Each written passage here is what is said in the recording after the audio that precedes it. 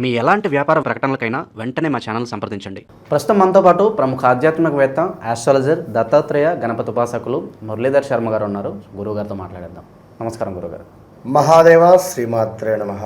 గురుగారు, తెలుగు పంచాంగం ప్రకారం మనకి ఉగాది నుంచి మనం న్యూ ఇయర్గా కన్సిడర్ చేసుకుంటాం. కానీ జనరేషన్ బట్టి కొత్త సంవత్సరం మన జనవరి నుంచి కూడా నాకు ఎలా ఉంటుంది అని తెలుసుకోవాలని ఎగ్జైట్మెంట్ అందరికీ ఉంటుంది. సో ముందుగా మనం మేషరాశిని తీసుకుందాం. ఓవరాల్గా జనవరి నుంచి డిసెంబర్ వరకు 2026 ఎలాంటి స్థితిగతులు వీళ్ళు ఎదుర్కోబోతున్నారు? ఏళ్ళనాటి శని ఇంపాక్ట్ ఎక్కువగా ఉంటుందా, తక్కువగా ఉంటుందా? ఓవరాల్గా సంవత్సరం మొత్తం మీద ఎలాంటి జాగ్రత్తలు మేషరాశి వాళ్ళు తీసుకోవాలి? తప్పకుండా అమ్మా. ముందుగా మీరు చెప్పినటువంటి విషయం ఏదైతే ఉందో, నూతన సంవత్సరం అంటే ఇది మనకు ఆంగ్ల సంవత్సరంగా చెప్పుకునేటువంటిది. జనవరి టు డిసెంబర్ వరకు 12 నెలలు కూడా ఆంగ్ల సంవత్సరంగా పిలువబడేటువంటి సంవత్సర శుభాకాంక్షలు. అయితే మనకు ఉగాది ఎప్పుడైతే వస్తుందో, ఈ ఉగాది టు ఉగాది అనేటువంటిది మనకు ప్రసిద్ధి. చైత్రమాసము ఎంతో అత్యంత అద్భుతమైనటువంటి మాసము. ఈ యొక్క చైత్రమాసం అనగానే మనకు ఉగాది పండుగ వాతావరణము. ఇక్కడ సుమారుగా మనకు ఈ జనవరి, ఫిబ్రవరి, మార్చ్, మనకు ఏప్రిల్లో ఉగాది ఈ యొక్క పరాభవ నామ సంవత్సరంగా పిలువబడుతున్నది ఈ సంవత్సరము. అంటే పరాభవ నామ సంవత్సరము. అంతకుముందుది శోభకృతు, శుభకృతు, విశ్వావసు. ఇప్పుడు పరాభావము అంటే అర్థం ఏమిటి మనకు అంటే పరాజయము. అంటే విపరీతంగా అనుకున్నటువంటి పనులు అనుకున్నటువంటి విధంగా ముందుకు వెళ్ళకుండా ఉండేటువంటి అంటే ఓటమి. ఒక రాజకీయవేత్త ఎవరైతే ఉన్నారో పోటీ చేసి పోటీలో గెలవలేకపోయారా అని అనుకుంటాం మనం. ఆ విధంగా ఎవరైతే ఈ సంవత్సరము అధికంగా వారి అంటే జీవించేటువంటి పరిస్థితులలో, ఒక ఉద్యోగంలో కానీ, ఒక వ్యాపారంలో కానీ, ఒక రాజకీయవేత్త కావచ్చును, వారి ప్రొఫెషనల్ రీత్యా కొంత ఓటమి జరిగేటువంటి ఛాన్సెస్ ఉంటుంది. పరాభవ నామ సంవత్సరము. అయితే ఇది మనకు సుమారుగా మనకు ఏప్రిల్ చైత్రమాసం నుండి మొదలు. ఇప్పుడు మనకు ఈ జనవరి టు డిసెంబర్ వరకు ఆంగ్ల సంవత్సరాది మీరు అన్నటువంటి విధంగా మారుతున్నటువంటి జనరేషన్ తగ్గట్టుగా జనవరి టు డిసెంబర్ వరకు కూడా కొందరు చూసుకుంటున్నారు వారి జాతకరీత్యా. గ్రహాలు మారేటువంటివి మాత్రము ఈ శనైశ్వరుడు అయితే ఇప్పట్లో మారేది లేదు. 2027లోనే తను మారుతున్నాడు. 26లో లేదు. 26లో మనకు సెప్టెంబర్, అక్టోబరు, నవంబర్ ఆ ప్రాంతంలో వక్రగతి చెందబోతున్నాడు. అది ప్రతి ఇయర్ జరుగుతుంది.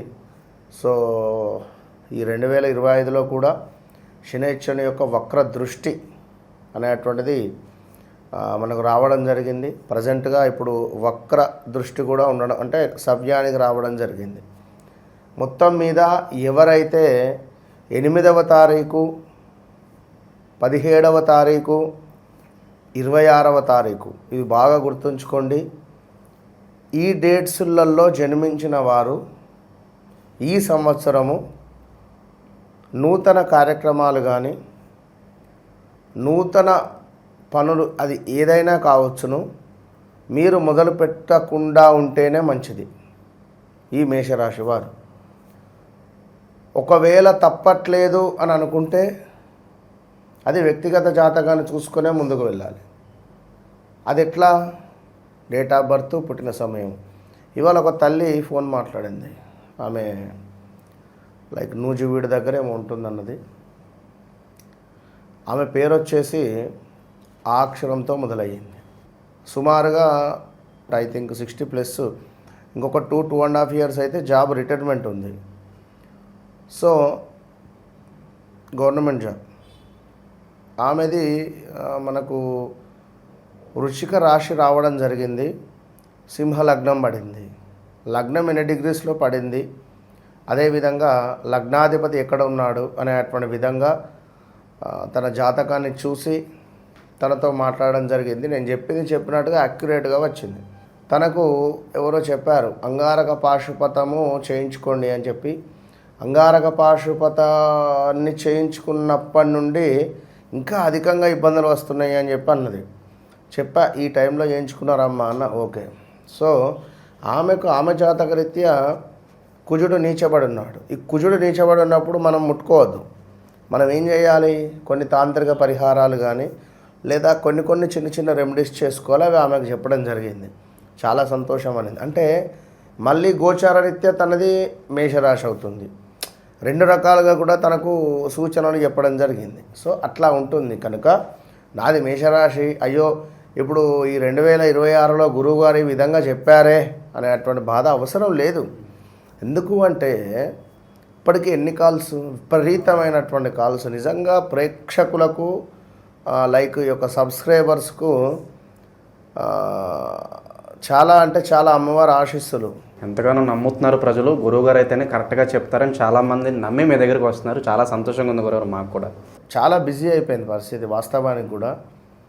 సో ఇట్టి సందర్భంలో అమ్మవారి ఆశీస్సులు అందరికీ మనస్ఫూర్తిగా నమ్మి నమ్మకంతో కాల్ చేస్తున్నారు. వేరే వద్ద చూయించుకున్నటువంటి వారు కూడా తిరిగి మళ్ళీ సెకండ్ ఒపీనియన్ కూడా తీసుకొని మాట్లాడుతున్నారు. చాలా అంటే చాలా సంతోషము. తొందరపడకండి, ప్రతిదీ కూడా ఆలోచించి ముందుకు వెళ్ళండి. మేషరాశి వారికి ఉద్యోగ సంబంధిత విషయాలలో కొన్ని ఇబ్బందులు తప్పవు. ఉద్యోగంలో తప్పకుండా మార్పులు చేర్పులు ఉన్నవి. నూతనంగా వ్యాపారం మొదలు పెట్టాలి అని అనుకునేటువంటి వారు నేను చెప్పా 8వ తారీఖు కానీ 17వ తారీఖు కానీ 26వ తారీఖు కానీ జన్మించినటువంటి వారు ఒకవేళ మేషరాశి వారు అయితే మీకంటూ ఒక లక్కీ డే, లక్కీ నెంబర్ ఉంటుంది. దాన్ని చూసుకొని ముందుకు వెళితేనే బాగుంటుంది. తొందరపడి ఎలాంటి నిర్ణయాలు ఇప్పటి నుండే తీసుకోవద్దు. మాకు జనవరిలో ఫిబ్రవరిలో వేరే ఆపర్చునిటీ ఉంది వస్తుందని ఇప్పటి నుంచే కలలు కనుక్కుంటూ ఉండి చూసి పప్పులో కాలు వేయకండి. ఎందుకంటే ఇన్ని రోజులు ఆగి ఇప్పుడు మళ్ళీ అదే పప్పులో కాలేస్తే ఇబ్బంది.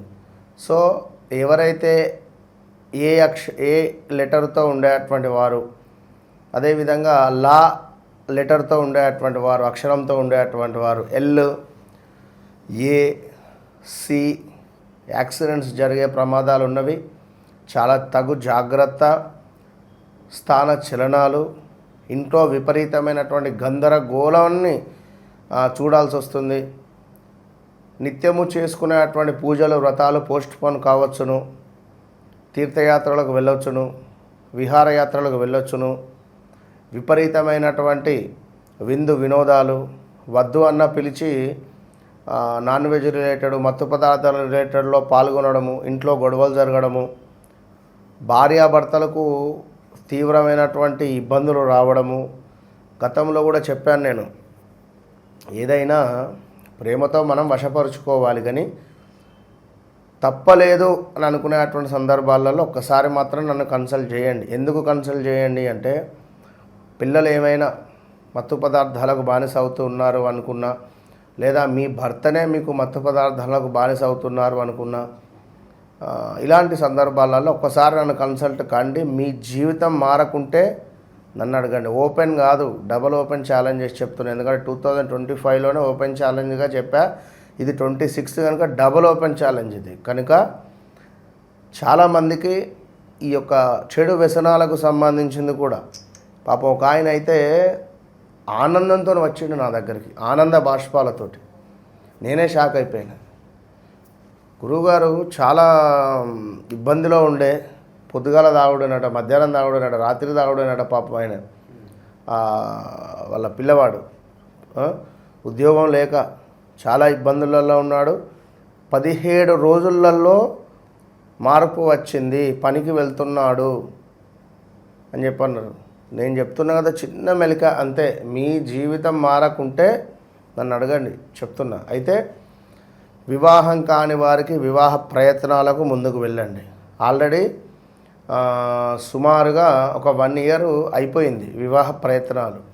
తప్పకుండా ఇంకొక 1 ఇయర్ ఉంది, వివాహ ప్రయత్నాలు చేయండి. అంటే ఏ దశలో మొదటి 6 నెలలు అనుకూలంగా ఉంటుందో తర్వాత 6 నెలలు సెకండ్ దశ బాగుండదు, మొదటి 6 నెలలు కొంత పర్వాలేదు.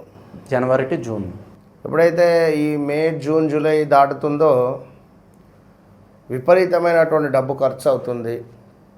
అదేవిధంగా 100 రూపాయలు వస్తే 200 ఖర్చు. ఏదైనా ఇల్లు నిర్మించుకుందామా, గృహ సంబంధిత పనులు ఏమైనా చేద్దామా, కారు కొందామా, ఇలాంటివి ఆలోచనలు వస్తవి. ఇక మనకు లోన్స్, ఈ లోన్లు ఇక అంతా అయిపోయింది, డబ్బులు వస్తాయి, లోన్ శాంక్షన్ అయింది అనగా మనకేదో దెబ్బ పడుతుంది. అది అది అని చెప్పలేము. ఆ లోన్ క్యాన్సిల్ అవ్వడం కానీ ఇలాంటివి జరుగుతాయి. ఇక్కడ మనం నమ్మినటువంటి వాళ్ళు లేదా మన రిలేటివ్స్, మన బంధువుకు సంబంధించిన వాళ్ళు మనకు కొంత చెడు తలపెట్టేటువంటి పరిస్థితులు కూడా ఉంటుంది. కనుక మేషరాశి వారు ఒక కొబ్బరికాయను తీసుకొని దానిని చక్కగా కూడా కొబ్బరికాయను పట్టుకొని ఆ కొబ్బరికాయను పై పసుపు కుంకుమ వేసి నారికేళేశ్వర స్వామియే నమో నమః అనుకోవాలి. అది కూడా భగవంతునితో సమానంగా భావన చేసుకోవాలి. కొబ్బరికాయను తీసుకొని చక్కగా కూడా మనము ఈ మేషరాశి వారు ఓం హ్రీం క్లీం శ్రీం నారికేళేశ్వరాయ నమః, మళ్ళీ చెప్తున్నాను,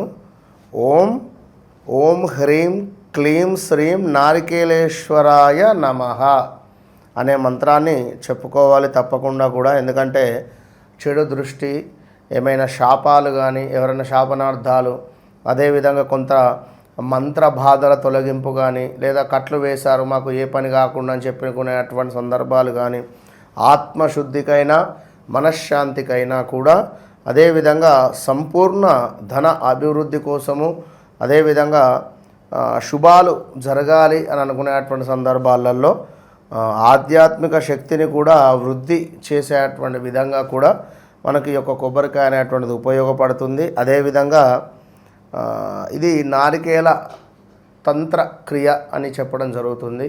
అది మేషరాశి వారు చేయడం ఎంతో శుభము. కనుక వివాహ ప్రయత్నాలు ఎవరైతే ఉన్నారో వారు ఈ 6 నెలల లోపు, జనవరి, ఫిబ్రవరి, మార్చి, ఏప్రిల్, మే, జూన్ లోపు గట్టిగా ప్రయత్నం చేయండి. ఇక ఉద్యోగానికి సంబంధించిన మార్పులు అనేటువంటివి ఈ 6వ నెల తర్వాత అవుతాయి. అంటే మే, జూన్, జూలై తర్వాత నెగిటివిటీ కానీ, ఉద్యోగ మార్పులు కానీ ఉండే ఛాన్సెస్ ఉంటుంది. ఇంకా ఇంట్లో కొన్ని గొడవలు తెలియకుండానే చాలా ఉంటవి. కానీ ఒక విషయం ఏమిటి అంటే, మేషరాశి వారు ఎవరైతే రాజకీయ రంగంలో ఉండాలి అని అనుకుంటున్నారో, ఉంటానని అనుకుంటున్నారో,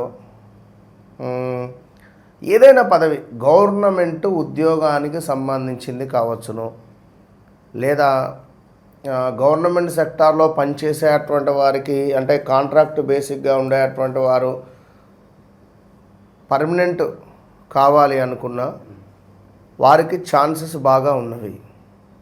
ఈ సంవత్సరం ఈ 2026లో 100కు 100% ప్రభుత్వం నుండి ఈ యొక్క గవర్నమెంట్ ఉద్యోగాల కోట, అందులో మేషరాశి వారు పోలీస్ రిలేటెడ్ కానీ, లేదా ఇంకేదైనా వారు ఎంపిక అవ్వడు, జాబ్ రావడము ఈ జనవరి నుండి డిసెంబర్ లోపు జరిగేటువంటి అవకాశాలు చాలా ఉన్నవి. కనుక మేషరాశి వారికి ఇంకా, ఎందుకంటే ఎవరిది వారికి ఒక కోరిక అనేటువంటిది ఉంటుంది. అది కొన్ని చెప్పుకునేవి ఉంటవి, కొన్ని చెప్పుకోనేవి ఉంటవి. కనుక మీ వ్యక్తిగత జీవితాలకై, అంటే వివాహం ఇంకా అవ్వటం లేదు, లేదా ఒకవేళ మీది సురేష్ అయితే మరి మీది మేషరాశ, వ్యక్తిగతంగా వ్యవహారిక నామము మరొకటి ఉంది, జన్మనామం మరొకటి ఉందా, మరి ఇట్టి సందర్భాలలో మరి నేను దేన్ని చూసుకోవాలి అనేటువంటి డౌట్స్ కావచ్చును. లైక్ ఇంకేదైనా వాటి కోసము తప్పకుండా కన్సల్ట్ కండి. ఎందుకంటే అక్కడ ఇక్కడ కన్సల్ట్ అయ్యి అంతా అయిన తర్వాతనే ఇదే చెప్తున్నా, ఆ గురువుగారు మొన్న ఇక్కడ 50,000 పెట్టి పూజ చేసుకున్నాం, మేము అక్కడ 80,000 పెట్టి పూజ చేసుకున్నాం, మేము 3 లక్షలు ఖర్చు పెట్టి పూజ చేసుకున్నాం అంటే నేనేం చేయలేను. ఎందుకంటే అవసరం ఉంటే చేసుకున్నారా లేదా అనేది అది మీ కర్మ, అది మీ డివైన్. కనుక 1కి 2 సార్లు ఆలోచించి మీ జీవితంలో గడిచినటువంటి విషయాలు ఏమిటి. ఎందుకంటే చాలా ఇబ్బందికరమైనటువంటి సందర్భాలు చూస్తూ ఉన్నారు. ఇప్పటికే 1 ఇయర్ అయిపోయింది. సుమారు 2025 జనవరి ఫిబ్రవరి నుండి కూడా అసలు బాలేదు. ఉద్యోగంలో మార్పుల, మనం నమ్మిన వ్యక్తే మనకు నమ్మక ద్రోహం చేసినాడా, ఇలాంటివి ఎన్నో ఉన్నవి. మరి 2026 గురించి అన్నా కొంచెం జాగ్రత్తగా ఉండాలి కదా. మరి ఆ సందర్భాలలో మరి ఏమైనా జాగా తీసుకోవాలా, ల్యాండ్ అపార్ట్మెంట్ కానీ ఏమైనా అమౌంట్ ఇన్వెస్ట్మెంట్ చేయాలా, కొత్తగా ఏమైనా మొదలు పెట్టాలా, ఇలాంటి విషయాలకై తప్పకుండా వన్స్ కన్సల్టెంట్ కండి. ఎందుకంటే ఏదన్నా వ్యాధి ఉంది అంటే మనకైతే తెలియదు. వన్స్ ఒకసారి డాక్టర్ని కన్సల్ట్ అయితేనే ఆ విషయం మనకు అర్థమవుతుంది. కనుక మంచి డాక్టర్ని ఏ విధంగానైతే మనం 1కి 2-3 సార్లు చూసుకొని వెళతామో అదేవిధంగా వన్స్ ఒక్కసారి మీరు నన్ను మాట్లాడక ముందు నాతో మాట్లాడిన తర్వాత అనేది మీరు రాసి పెట్టుకోండి. Open challenge. ఓవరాల్గా 2026 మేషరాశి వారి స్థితిగతులు ఏ విధంగా ఉండబోతున్నాయి, ఎలాంటి జాగ్రత్తలు తీసుకోవాలి, అద్భుతంగా వివరించారు. ధన్యవాదాలు. మహోదయ.